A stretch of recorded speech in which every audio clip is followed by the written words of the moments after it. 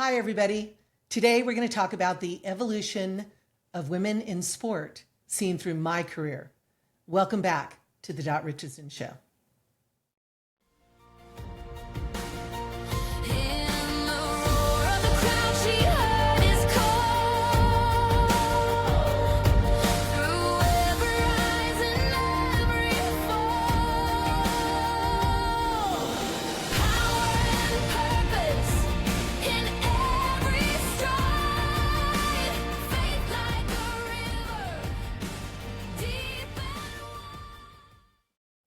When I look back at my career and even in the present, it reminds me about the changes that I've seen so much with girls and women in sport. And I know that I am not going to be able to even scratch the surface of the evolution, but I thought it'd be fun to share a little bit of it with you. Well, I remember looking back, I talked to you about being on the Union Park Jets. Do you know that we wore black kangaroo cleats? Yes, kangaroo leather cleats. I remember seeing the first white pair of cleats ever in our sport at Fastpitch softball. And it was a left fielder for the Sun City Saints. She was so fast, and I knew it was because she had the white pair of cleats. So I couldn't wait to get them. What else do I remember? I saw the last wooden bat ever to be used in a national championship for the women's major level. It was amazing. When I look at it using aluminum bats back at that time, I also remember when you talk about the evolution of women in sport, and I touched on this a little bit, when Billie Jean King was challenged by Bobby Riggs in a tennis match, and it was called the Battle of the Sexes. And I remember that so clearly because I was sitting there on the edge of the couch just praying that Billie would win so that we girls would have more opportunity to play. I also remember looking back at just the opportunity to be able to finally play when that same day I would have had to disguise myself as a boy in order to play baseball, a sport that I loved and was actually pretty good at. But 30 minutes later, the Union Park Jets, fast-pitch softball, just started rising through the game. And at 13 years of age, when I was with the Orlando Rebels, the youngest to play on a women's major team, when I remember that and the aluminum bats, you guys know that the whole team had 5 bats. That's it. We had what was called a bat bag. We didn't have each of us our own single bat. I think that is so funny when you look back at it. But boy, it was amazing to think at what we had back then and what is there now. So let's talk about that. When Billie Jean King started the Professional Tennis League, I remember that. It was a tennis tour. And I was a part of, in a small way, of recognizing the first ever professional league that we had, that Billie Jean King and Joan Joyce came together to use the experience of the tour model with tennis to bring it in to softball. You guys, when I played in the women's major level, the Orlando Rebels, the Rebestos Breakettes, I'm telling you, the fans were amazing. It was packed. We were on the front page of the sports page. It was incredible. And it was awesome. It was so awesome. But I also remember the first time ever that there were world championships in our sport.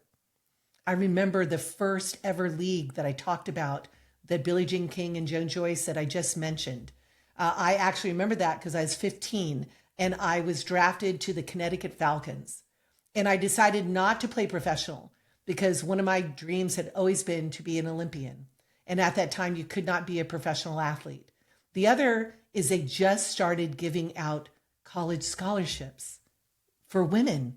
And I wanted to get my scholarship so I could afford to go to college. It's funny because now we look at college and a lot of us, we can't wait. We can't wait to play college sports, right? But for me, I couldn't wait to play women's major ball in the summer because that was the most competitive. And that's why I pray the future holds even stronger leagues that can sustain themselves at a professional level. So every young girl can dream about being a professional fast-pitch softball player. And it looks like there's a huge rise as what's happening at the pro level. The other is those first scholarships. Man, I wanted one.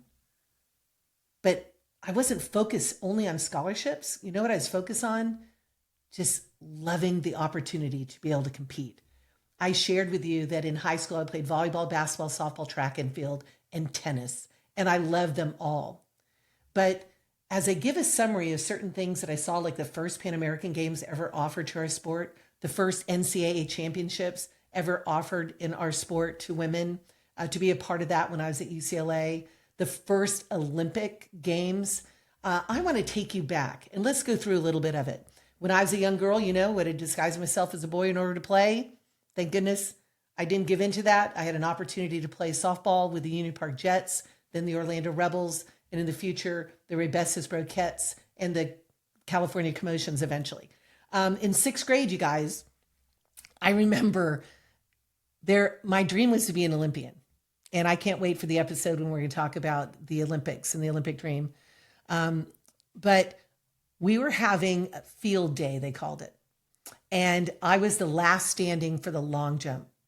And I'll never forget the PE teacher saying, well, Dot, if you can make this jump, I will make sure you're in the Olympics. Are you kidding me? Did he know that I wanted to be an Olympian? I'll never forget as I took off that left leg of mine and I'm in the air and I'm just striving so far to put my feet beyond that rope. And they were, but I slipped. And when I hit the ground, I was like, does that mean I'm not going to be an Olympian? No, it's got to happen. So in seventh grade, you guys, there were no women's sports. There were no girls' sports. So in junior high, I was on the boys' track and field team. And there were a few other girls that also were athletic, but it just didn't seem right. Then in eighth grade, it happened. We had girls' sports, and I played volleyball, I played basketball, I played softball, track and field. I mean, I was living the dream. Ninth grade, same thing. But this is a moment I want to share with you about the evolution of women in sport. It was awards night, and there were boys and there were girls and their families, and always the most outstanding athlete always went to a boy, except this night. There I was at the table, my parents with me, and in front of me was most valuable player for volleyball. Then the trophy for most valuable player for basketball. Then the trophy for most valuable player for track and field. And then the trophy for most valuable player for softball. And then it happened. The principal gave the most outstanding athlete award, and he announced me. The first time in history that this award went to a girl. I'll never forget the response that was seen by the boys and the parents of those boys. I also look at the courage for the principal to recognize who is the most outstanding athlete. Having the courage to do it. You talk about the evolution of women in sport, girls and women in sport. At that moment, you could see that society started recognizing athletic ability beyond gender. My brother, that same year in high school, got the most outstanding athlete award. So here I go now entering high school. And I played volleyball, basketball, softball, track and field, and tennis for 1 year. You guys know why? You talk about the evolution of women in sport. There, Chris Evert came on the scene. So you had Billie Jean King, Chris Evert, and I'm like, Mom, Dad, can you get me a Chris Evert racket? And it was so funny because my husband and I just found that racket and we have it. And it's so funny, it's wooden. You look at now the rackets in tennis and just the changes that you see in sport. But I went out, the impact that you can make as an individual. And in this case, Chris Evert in sport, just wanted to be like her. So went out for the team, never playing tennis before. And I made it actually. And I played just 1 year of tennis, but loved it. It was awesome. And so here we are, my senior year. They had just started giving scholarships out a few years earlier for women in sport for college. And so I'm like, I have an opportunity to do something I never thought I'd be able to, which is to go to college and have it all paid for. Because I knew I was going to college, but mom and dad said, we just don't have the money to get you there. So here was my opportunity through sport. And it was through the sport of softball. So I was seen by Kathy Veroni at Western Illinois University, and she was the head field hockey and softball coach at Western Illinois. And I decided to go to Western Illinois to play for Kathy and also to be able to play other sports. So I was asked to play field hockey, never played it before in my life, but I was like, Coach, here I go. Then I played basketball as well. And I also in softball, we came 5th in the country. And I led the nation in hitting with a 480 batting average. And at this time, it was the AIAW, the Association of Intercollegiate Athletics for Women, that governed all women in college.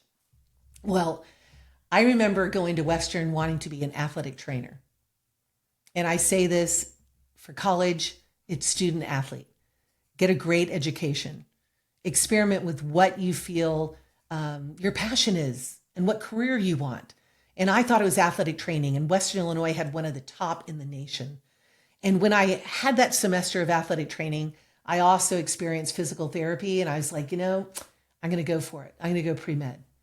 And what gave me an opportunity to be able to transfer over to UCLA was that because when I graduated from high school, I got on a flight and was flown to Colorado Springs, the Olympic Training Center, to try out for the first ever Pan American women's Fastpitch softball team for the United States of America. And when I arrived at the tryouts, and here you saw the barracks, you saw this, it was like an Air Force base. That was now the Olympic Committee started to work on it and have created what you see today in Colorado Springs. But back then, it was a humble beginning. And when I arrived to try out for the United States first ever Pan American team, I was asked to play second base. But I had never played second.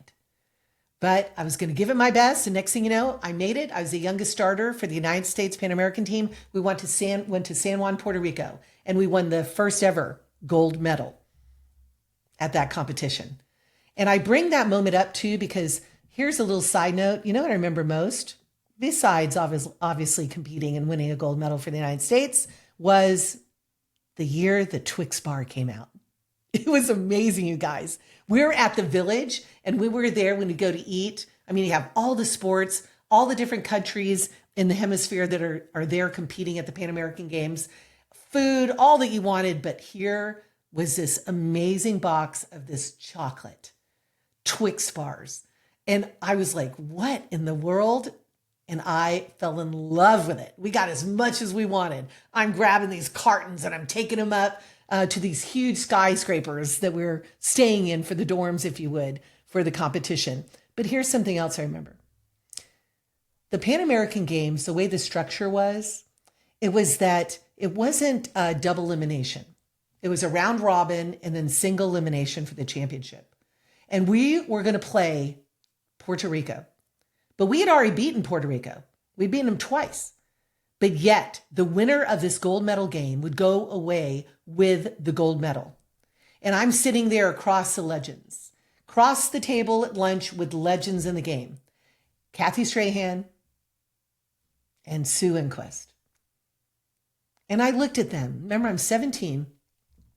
And these are older women. They have had scholarships to play in college, legends in the game. And I looked at him and said, is it true if we don't win this game, if we lose this game, we don't get the gold medal even though we've beaten them twice? And they looked at me just as I'm looking at you. And they said this, never forget it.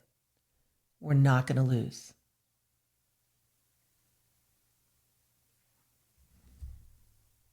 The point is, do you have that drive to be a part of history, to be a part of an evolution, to leave a legacy, to be able to say even a simple phrase that'll impact the future generation?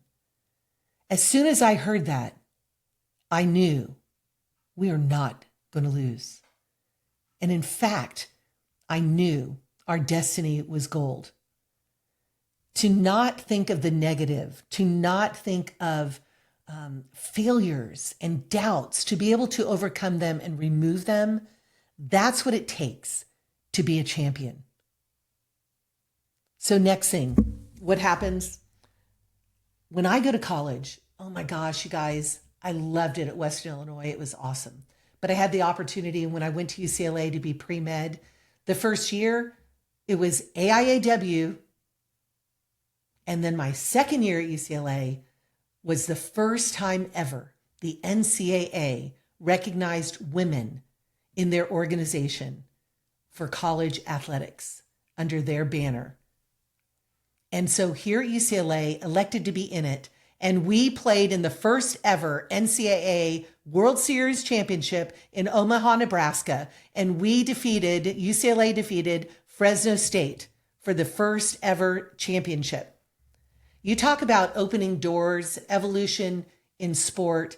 You see through that experience of what's happening that now look where we are today. And a lot of people say, Dot, don't you wish you were playing now? You know what? I wouldn't change a thing. I don't want you to think you ever need to change a thing. The question is, are you impacting others through the gifts that you've been given and the opportunities that you have? And then from the experience at UCLA, getting my degree, to be able to now coach, getting my master's degree paid for through the sport, opening doors of opportunity through sport. It's not just about playing professional. It's not just about getting scholarships. It's about your passion and jobs, work that you can get through the sport to be a part of it, whether it's an athletic trainer, whether it's a physician, whether it's a broadcaster, whether it's working behind the scenes, whatever it might be, opening these doors. Be that person that wants to open those doors for others, that removes the doubts, removes the fears, and go for it. So as I'm coaching for the first time, getting my master's degree, I knew that I was going to be reapplying to get into medical school. I thought that was my destiny. But next thing you know, what happens? I love coaching, loved it. But what happened? I got accepted into medical schools. And at the time too, I knew this is where the passion was leading, to become a surgeon. And I went to medical school, the University of Louisville Medical School. And while there, it was interesting too, that as I walked the hallways and you looked and you saw how many women were actually in healthcare, were in medicine as physicians. And as you saw each year, the graduating classes, you saw more and more women. But it started with a few. Be the few. Be able to make a difference. I share a lot of this, you guys, because of the first Olympics ever, to be a part of that, to live the dream. I am so looking forward to sharing with you how it felt, how all of that came to pass. And I look forward to interviewing other Olympians as well and sharing the experiences from their point of view, from their side and what they saw and what they experienced, because it's worth it. We've got to learn from the past. And in order to do that, we need to learn the best of the past. I remember I just never wanted to wear pants, you guys, uniforms that were pants, because the boys did. I never wanted to wear a helmet. We never did until 1982. We wore helmets. The first ever I wore for the United States in competition at the World Championships in Taiwan. And I remember getting the smallest size possible, extra small, and put it on the crown of my head. Why? Because one, I didn't want to wear a helmet because only boys wore helmets at that point. And the other is it got in the way when I hit a ball. So I just kept it up on the crown of my head. So many things I look at and see the changes and where we are right now and how smart it is to wear a helmet, and how smart it is for uniforms to have pants. But it was funny at UCLA. I remember we got one pair of pants from Pony. I don't know if you remember Pony. And those pants, it was like they were so yellow. I felt like looked like bananas when we were there. But just so many changes, the sponsorship level, all of the exposure through our sport.